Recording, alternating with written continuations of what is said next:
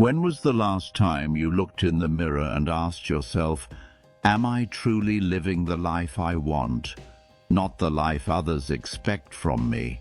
Not the life that looks good on paper or pleases society. I'm talking about the life that feels right deep in your soul.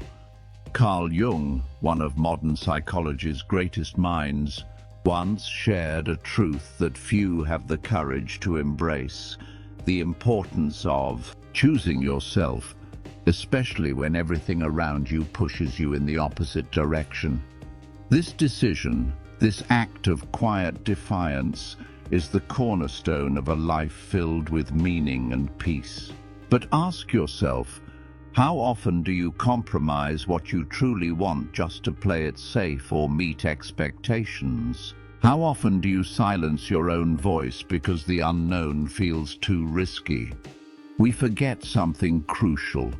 The most important conversation you'll ever have isn't with anyone else, it's with yourself. And this is where Stoicism echoes Jung's insights beautifully. Stoicism teaches us to live in harmony with our true nature. It challenges us to ask, are my actions aligned with my deepest values? Am I being honest about who I am and what I want? The Stoics, Marcus Aurelius, Seneca, Epictetus, they weren't just philosophers, they were guides for living a life of clarity and inner strength. Jung called this process individuation, the lifelong journey of becoming who we truly are, not what the world wants us to be. This isn't just a philosophical idea, it's a wake-up call. Every day, we face choices that either bring us closer to our true selves or take us further away. So next time you look in the mirror, don't just ask, who am I? Ask, who am I becoming? Is the person looking back at you a reflection of your truth or of your compromises? Choosing yourself isn't selfish, it's self-respect. It might mean saying no when it's easier to say yes. It might mean pursuing a dream that doesn't fit society's definition of success. It's a declaration that your life matters enough to be lived on your terms. And when you live that way, true to yourself, you don't just rebel, you liberate. You break free from expectations and build a life that's not just tolerable or convenient, but deeply fulfilling. Before we go further, if this message resonates with you, take a second to hit subscribe. It's quick, it's free, and it helps this message reach more people who need to hear it. Now let's dive in. Every day we're pulled in different directions. What society wants, what our families expect, what the world tells us we should be doing. But deep inside there's another voice, quieter but persistent, our voice. This tension isn't always black and white. It's a subtle tug of war between who we are and who we think we're supposed to be. Carl Jung once said, "The privilege of a lifetime is to become who you truly are." It's not just a quote, it's a challenge, a call to peel back the layers of who we've been taught to be and rediscover the self beneath. And Stoicism gives us a roadmap. It teaches that it's not the outside world that holds us back, it's our reaction to it. It's not society's demands that trap us, it's our quiet compliance without reflection. Seneca put it best: if you really want to escape the things that harass you, what you're needing is not to be in a different place, but to be a different person. Powerful, isn't it? The battle isn't between you and society. It's between you and the version of you that's been shaped by the world instead of your soul. And that battle is ongoing.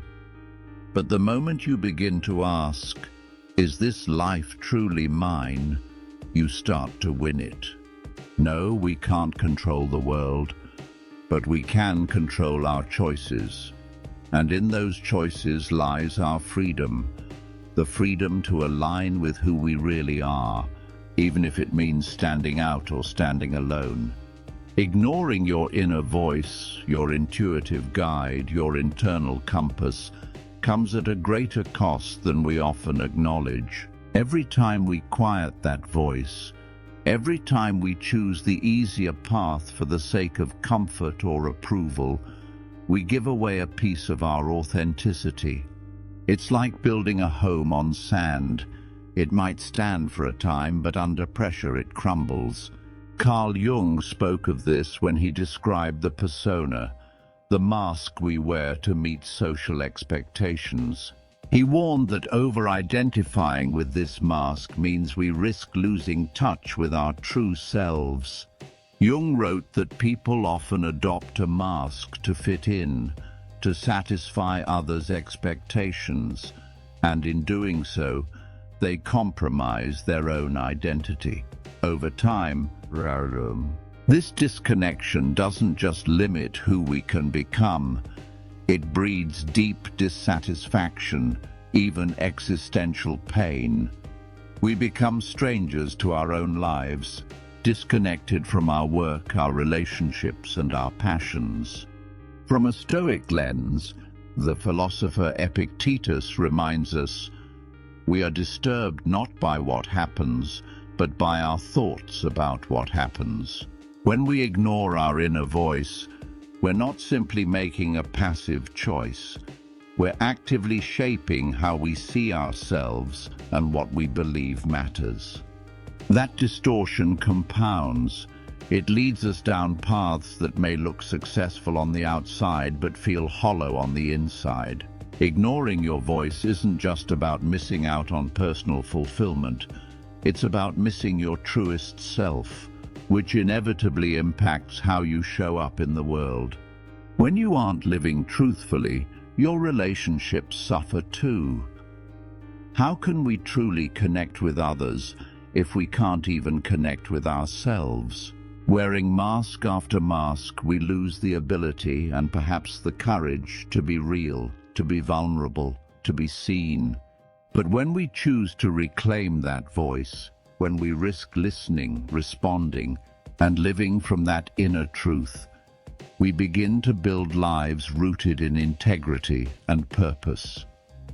This isn't only about personal satisfaction, it's about becoming resilient to the external pressures that once dictated our choices. We find peace not in perfection, but in alignment. And by doing so, we become a light for others, proof that authenticity is not only possible, but powerful. What does it mean to truly listen to yourself? Listening to yourself may seem simple, but it's one of the most profound and transformative acts you can undertake. It goes far beyond chasing your desires or reacting to emotion. It's about developing an honest, ongoing relationship with your inner world, understanding not just what you feel, but why you feel it, and aligning your actions with your deepest values. Carl Jung described this process as individuation, the journey of becoming whole, of integrating the many parts of ourselves. Self-realization, to Jung, wasn't just about awareness, it was about unity. As he said, your visions will become clear only when you can look into your own heart. Who looks outside dreams, who looks inside awakes. Listening to yourself requires shedding layers, social conditioning, inherited expectations, and old self-narratives. It's a return to what truly moves you. The Stoics echo this sentiment. Marcus Aurelius, in Meditations, wrote, "Nowhere can man find a quieter or more untroubled retreat than in his own soul." That retreat isn't escape, it's reflection. It's where we realign our lives with wisdom, courage, justice, and moderation. To truly listen is to question yourself constantly. Am I pursuing this path out of truth or out of fear? Out of purpose or to avoid discomfort? It's a perpetual audit, a brave, honest conversation with your own soul. This inner dialogue helps us avoid autopilot. It awakens us to choice, and in that awareness, we find the freedom to live deliberately. Because when you deeply listen, your life begins to echo your essence, and that is where meaning lives. Rather than simply reacting to the world around you, you can become the intentional architect of your life. When you begin living in alignment with your core values, your decisions become more purposeful, your reactions more considered, and your life more closely reflects who you truly are. This shift reframes the question of existence, not as, "What should I do?" but as, "What does my most authentic self choose to do?" Building inner connection and resilience. Cultivating this inner alignment strengthens not just your sense of identity, but also your resilience. You begin to feel less influenced by passing trends or societal expectations, and more grounded in your own truth. This is the essence of Stoicism. A life where, despite external turbulence, there is inner calm and unwavering clarity rooted in a deep connection with oneself. Tuning in. Practical first steps. Tuning into your inner world doesn't have to mean drastic life changes. In fact, it often starts with small, consistent habits. These simple practices help you reconnect with your true self and live more consciously. Here are a few to begin with. 1. Reflect regularly. Reflection is a timeless practice central to Stoic philosophy. Marcus Aurelius wrote often about the importance of self-examination. The happiness of your life depends upon the quality of your thoughts. Take a few minutes daily, morning or night, to reflect on your actions, feelings, and decisions. Journaling can be an invaluable tool here. It helps you notice patterns over time and identify the deeper motivations behind your choices. Carl Jung believed that self-awareness begins when we turn inward. He famously said, "Who looks outside dreams, who looks inside awakes." Whether through journaling or simple contemplation, you can gain clarity about what drives you and what might need to change. 2. Practice mindfulness. Mindfulness isn't limited to meditation. It's about being fully present in the moment. This might mean really listening during a conversation or enjoying a meal without distractions.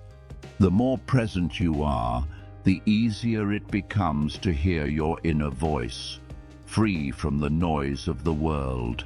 3. Ask yourself the hard questions. Engage in honest dialogue with yourself. Ask questions that challenge your habits and assumptions. Is this action virtuous? Does this decision align with reason and my values? This type of self-inquiry, central to Stoicism, guides you toward a more authentic life. 4. Set boundaries based on self-knowledge. As you better understand yourself, you'll recognize what nourishes you and what drains you. Respecting your boundaries and communicating them is an essential form of self-care. Jung believed that honoring these limits supports psychological health and integrity. Know when to give and when to step back, ensuring that your energy stays aligned with your true needs. Choosing yourself. The idea of choosing yourself may sound simple, but it holds immense transformative power. When you prioritize your own growth, set clear boundaries, and pursue what matters to you, you're not just making better decisions, you're shaping your future. Carl Jung called this the process of individuation, the journey of understanding and integrating all aspects of the self. He once said, The most terrifying thing is to accept oneself completely. And indeed, it takes courage to fully embrace both your strengths and your vulnerabilities. From the Stoic perspective, choosing yourself is not selfish. It's not about indulgence, it's about self-mastery. True power, the Stoics taught, lies not in controlling the world, but in managing your response to it. Every small step you take toward inner alignment deepens your self-knowledge and brings you closer to a life of integrity, fulfillment, and peace. Marcus Aurelius once said, "You have power over your mind, not outside events. Realize this, and you will find strength." That strength lies in shifting your focus inward, toward what you can control, and letting go of everything else. And that process starts with one powerful choice: choosing yourself. When you choose yourself, you're not being selfish. You're setting boundaries. You're protecting your peace. It means giving yourself permission to say no, to rest when needed, and to place your mental and emotional well-being on equal footing with your responsibilities to others. This isn't indulgence, it's self-respect. And over time, it creates a calm, steady center that allows you to handle life's challenges with grace and resilience. Choosing yourself sets off a ripple effect. It helps you build a life that aligns with your values, one that naturally attracts the people and opportunities that resonate with who you truly are. People are drawn to authenticity. When you live in alignment with your inner truth, it not only uplifts you, it inspires others to do the same. That's not just personal progress, it's a quiet, powerful way of healing your community. Carl Jung recognized the pain that comes from the gap between who we really are and who we pretend to be for the world. When you reduce that gap, when you choose yourself, you reduce the inner conflict and anxiety that come with living a life that doesn't quite feel like yours. The path less traveled. Imagine standing before a forest. There's a clear paved road that most people take, but off to the side, there's a smaller, wilder trail, untouched and uncertain. That's your path, the one only you can walk. Jung said that the less traveled path is, in truth, the journey toward the self. It's not easy, it's often unclear, but it's necessary. It asks you to step away from conformity and to trust your inner compass, your instincts, your passions, your quiet truths. Stoic philosophy echoes this courage. The Stoics taught that real freedom is internal. It's found in mastering your thoughts, your reactions, and your choices, not in controlling the outside world. Marcus Aurelius wrote, "The best revenge is not to be like your enemy." In other words, your power lies in staying true to yourself, not in mimicking others or seeking approval. This journey isn't physical, it's deeply personal. Choosing your own way might confuse or even alienate some people, but it's your way. And in walking it, you discover who you really are, what matters most, and how to live with integrity. Yes, it can be lonely. Honesty, vulnerability, and self-expression can feel like heavy burdens, but they also bring moments of deep connection, clarity, and peace. And that peace? It's the reward for showing up as your whole self. It's not selfish, it's necessary. Choosing yourself may not always be applauded. Some may call it ego or selfishness, but the truth is, it's essential. You can't pour into others if your own well is empty. Jung once said, "The most terrifying thing is to accept oneself completely." It's true. Embracing your full self including the uncomfortable parts, is challenging. But it's also freeing. From a Stoic lens, this is the path to virtue, self-discipline, self-respect, and personal accountability. Epictetus said it best: freedom is the only worthy goal in life. It is won by disregarding things that lie beyond our control.